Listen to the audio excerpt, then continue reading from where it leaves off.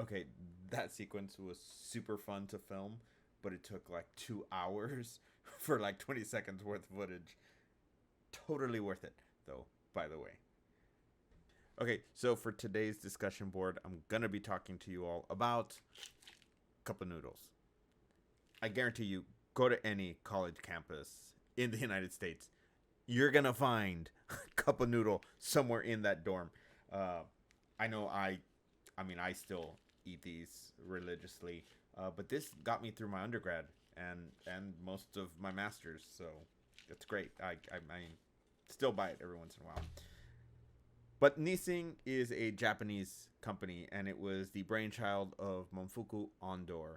And you might be thinking, this is supposed to be post-war America economy.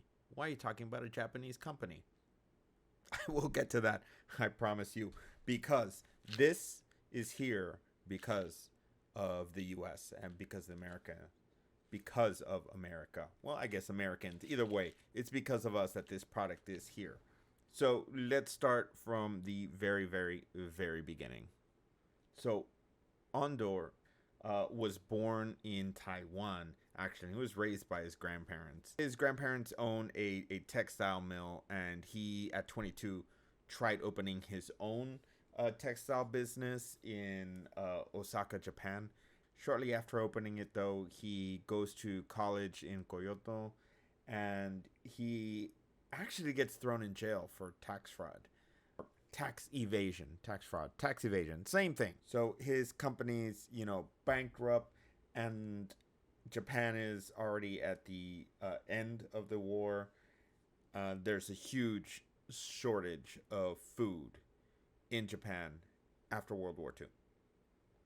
So the U.S. is shipping wheat. I said wheat in the video. I actually meant flour. Flour is being sent. Let's get back to Japan so that they can make bread. However, bread really isn't a staple of the Japanese diet. So instead, people are using that to make noodles. And what Andor sees in the streets of Japan after World War II really moves him that he decides to get into the food business. He actually tries starting a salt and preserve business. That goes under.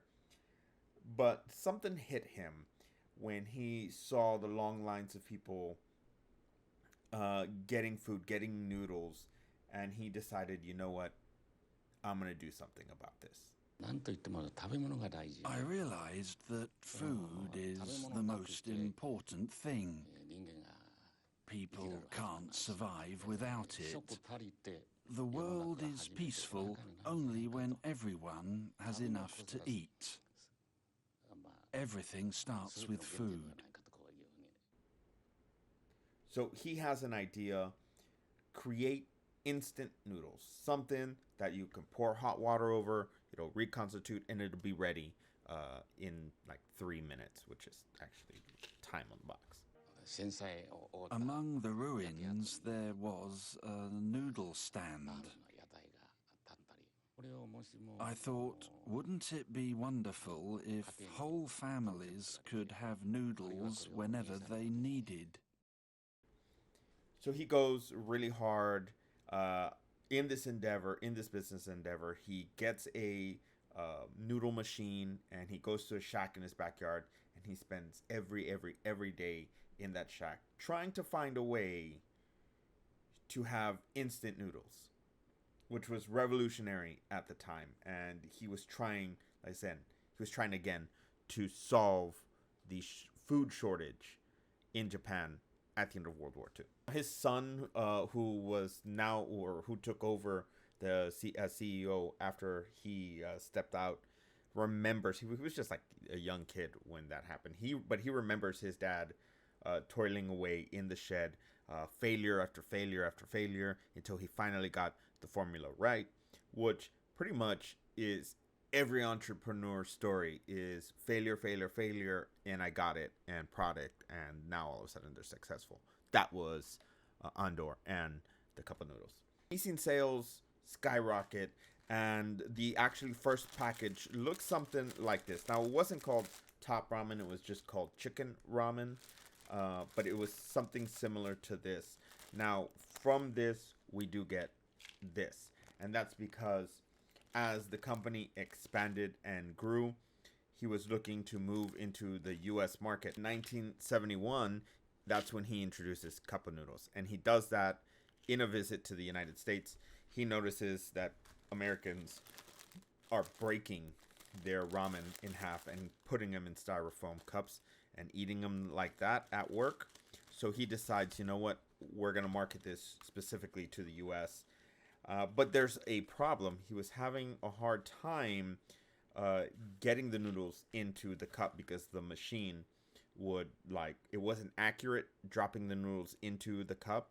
And so he figured, well, if I can't get the noodles to fall in perfectly, what if I just drop the cup on top of the noodles? And so that's how they ended up mass producing Cup of Noodles. Now, the first flavor was chicken. That was something that was like the American palate would take, because he felt that soy sauce or any type of miso noodle wouldn't sell over here, and Americans really like the taste of chicken soup.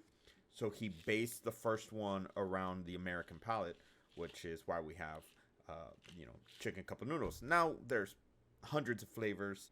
Now there is actually a museum, a Nissin museum in Japan that you can visit. There are several ramen noodle museums and history that you can look into. I just really decided to go with this because I love ramen. This video is getting kind of long. I could talk forever about ramen and the history of ramen. I'm gonna have to save that for another video. I'm not gonna make this like private. I'm gonna actually leave it public so that other people can see. And if you want to see more, then like come back and check out the channel. Thank you all so much.